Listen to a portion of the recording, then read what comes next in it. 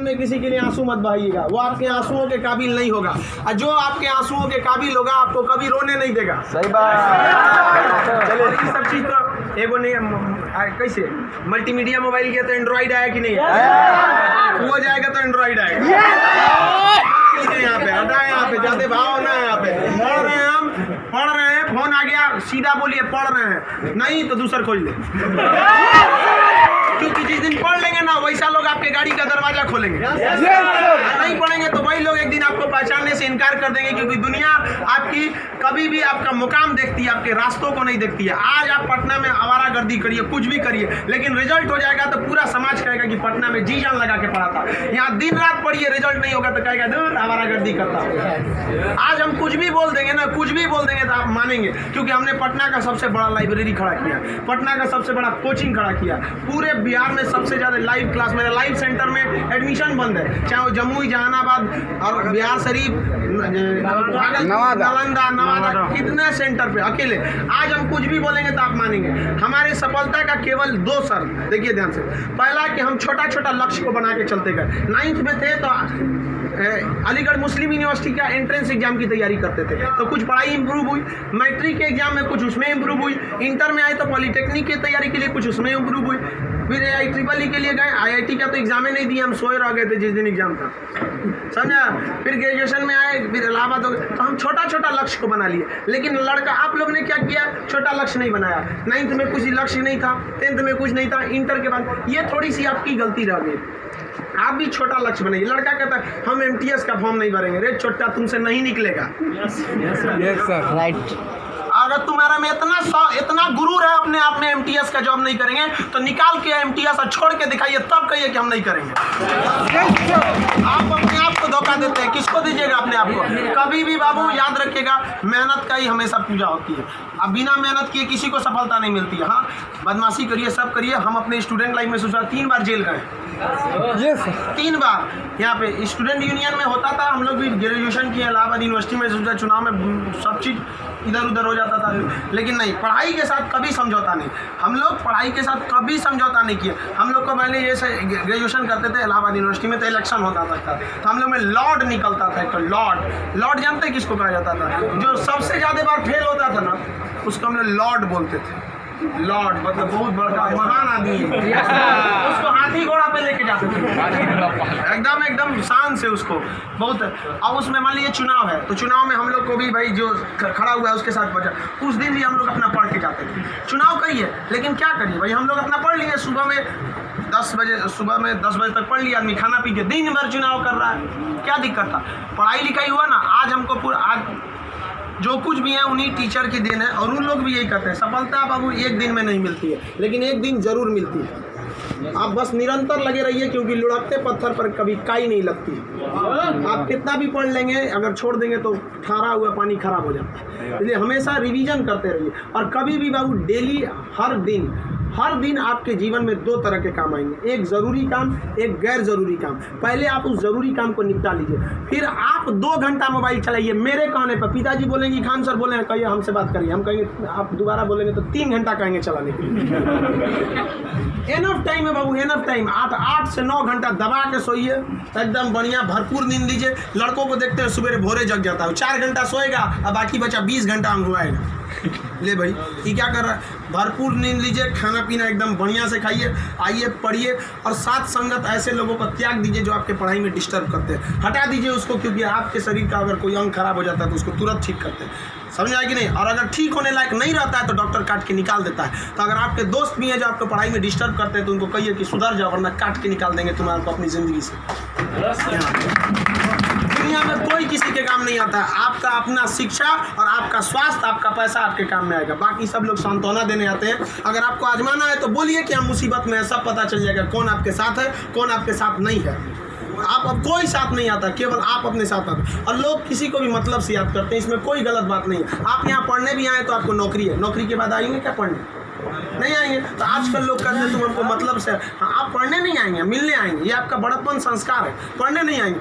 वैसे भी भाई बारिश के बाद छाता बोझ लगने लगता है, नहीं लगता है? तो आप इस दुनिया में देखिए, लेकिन अगर मान लीजिए छात्र, हर इंसान मतलब से याद करता है।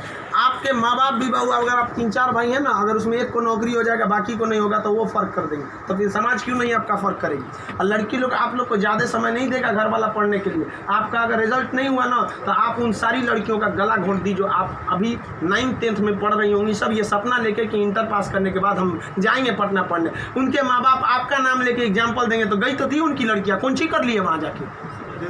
समझाया, आप लोग बहुत मेहनत से करिए, क्योंकि गार्जियन आपको ज़्यादा समय भी नहीं देता और बहुत सारे उम्मीदें भी लगा देता है। लेकिन यहाँ लोगों को क्या बंदिशें खराब लगती हैं, फ़ोन पे बात करना खराब लगता है, ये सब चीज़ें क्षणिक होती हैं। स्टूडेंट लाइफ में ये सब चीज़ों का कोई महत्व नहीं होता है। आज आपको कोई बहुत अच्छा लगता होगा, आपको लगता होगा वो आपकी ज़िंदगी है, कुछ नहीं होता है। छोहाड़ा और प्यार 1 साल में ख़राब हो जाता है,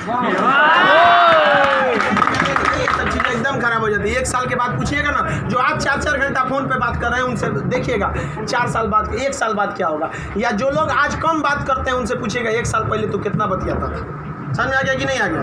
तो ये सब चीज़ों को एकदम इग्नोर कर दीजिएगा। लाइफ में सेकेंडरी चीज़ें हैं, जिस तरह से मोबाइल के ऊपर टेम्पर ग्लास, उसी तरह लाइफ के ऊपर ये टेम्पर ग्लास। कभी भी इसको अपने मोबाइल का स्क्रीन बनने मत दीजिएगा आपका। समझ में आ गया। 75 आएंगे 75 जाएंगे, जिंदगी भर साथ वही देगा जो पापा खोज के लाएंगे। चाहे वो लड़का हो, आप अपना करियर खराब नहीं करिए, कोई काम नहीं आने वाला यहाँ पे। वरना ज्यादा किसी के पीछे घूमिएगा ना, होकर नौकरी हो जाएगा, आप अपने बियाह में कुर्सी ठीक करिएगा, इससे ज्यादा कुछ नहीं कर सकते यहाँ पे। समझ में आ गया कि नहीं आ गया।